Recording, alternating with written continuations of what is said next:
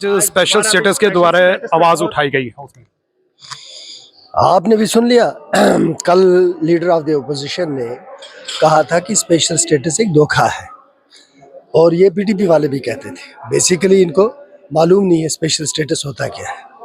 Article 370 जो है ये सेंटर स्टेट रिलेशंस को डिफाइन करता था कॉन्स्टिट्यूशनल लेवल पे।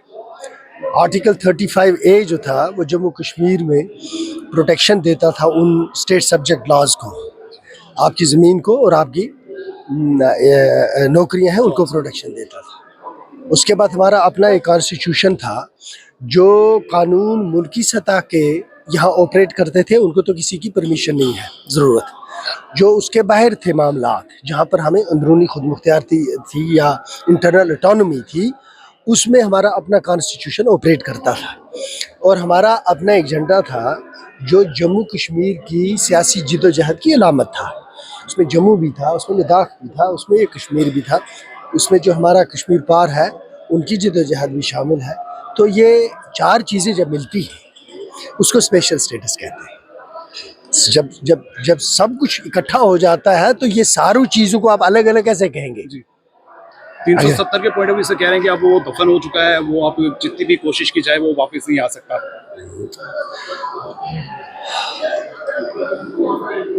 ये अब वक्त ही फैसला करेगा।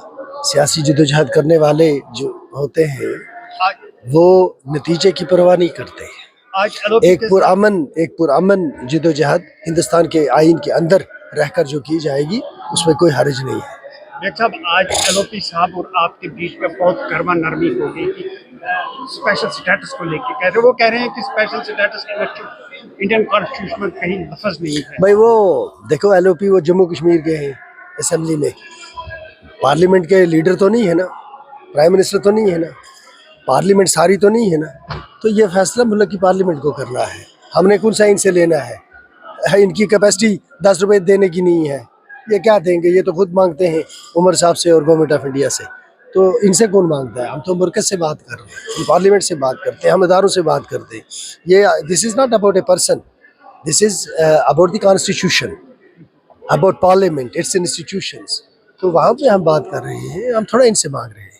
तो बेग साहब, आप चाहते हैं कि स्पेशल स्टेटस जो है जम्मू कश्मीर को अब मिलना चाहिए? मैं क्यों, आप सबसे पूछें, आप लद्दाख से लेकर जम्मू से लेकर कश्मीर तक आप पूछ लें, आपको हर एक यही कहेगा। ये कोई मजाक तो नहीं होता है कि आप अपनी जो अंदरूनी मामलात हैं वो किसी के सुपुर्द कर दें। आप अपने घर की चार दीवारी के अंदर के मामलात अपने घर के बुजुर्ग के सुपुर्द करेंगे कि बाहर वाले के? बताएं मुझे। कई ऐसे मामलात होते हैं जहां बाहर वाले का नहीं चलता है ना। मैं एमएलए हूँ बारामूला कॉन्स्टिट्यूंसी का, मेरा सिर्फ एक सियासी रोल बनता है, किसी के घर के अंदर मेरा कोई रोल नहीं बनता। इसी तरह ये मुल्क है, इसकी अपनी एक इफादियत है, आइन की इफादियत है, कानून की इफादियत है, लेकिन हर रियासत के अपने कुछ ऐसे इख्तियारात होते हैं जो रियासत के होते हैं। आप देखें ना, 371 नहीं ऑपरेट कर रहा है कई रियासतों में, तो वो क्या वो हिंदुस्तान का हिस्सा नहीं है? तो इसीलिए मैं ये कहता हूँ कि ये मुल्क के इदारों से अपने जायज़ मामलात का तकाजा करना, इसमें कोई कबाहत नहीं है। Thank you.